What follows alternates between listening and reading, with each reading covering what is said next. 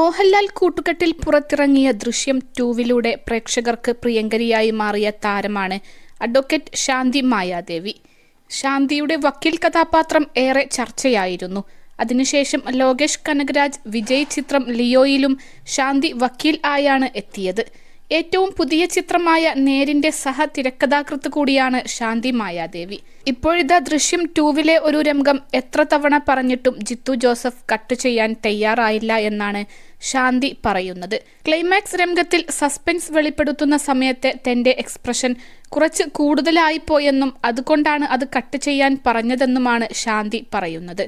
അത് അറിയാതെ ആദ്യത്തെ ടേക്കിൽ വന്നുപോയി. അത് കഴിഞ്ഞപ്പോൾ തന്നെ ഞാൻ ജിത്തു സാറിന്റെ കാല് പിടിച്ചു പറഞ്ഞു ആ സീൻ ഒന്ന് മാറ്റാൻ. കാരണം ഒത്തിരി വായ പൊളിച്ചു പോയി.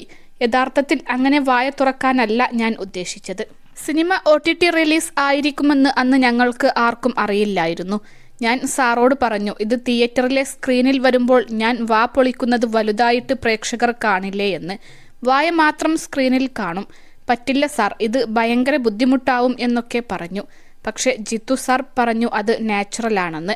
ഞാൻ ചോദിച്ചു, അതെങ്ങനെയാണ് നാച്ചുറൽ ആവുക? ഒന്നില്ലെങ്കിലും ഒരു വക്കീലല്ലേ, സ്ഥലകാല ബോധം ഇല്ലാതെ ഇങ്ങനെ വാ പൊളിച്ചു നിൽക്കുമോ എന്ന്.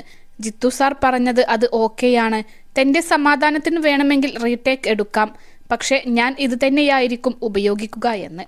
ഞാൻ പിന്നെ ക്യാമറാമാനോടും പറഞ്ഞു, ചേട്ടനൊന്ന് പറഞ്ഞൂടെ അത് ഒഴിവാക്കാനെന്ന്. സതീഷ് ചേട്ടനായിരുന്നു ക്യാമറ. അദ്ദേഹവും പറഞ്ഞു അത് കുഴപ്പമില്ലെന്ന്. പിന്നീട് സിനിമ വലിയ ഹിറ്റായപ്പോൾ അന്ന് ഞാൻ ജിത്തു സാറോട് ഒരുപാട് നന്ദി പറഞ്ഞു എന്നാണ് ഒരു യൂട്യൂബ് ചാനലിന് നൽകിയ അഭിമുഖത്തിൽ ശാന്തി മായാദേവി പറഞ്ഞത്.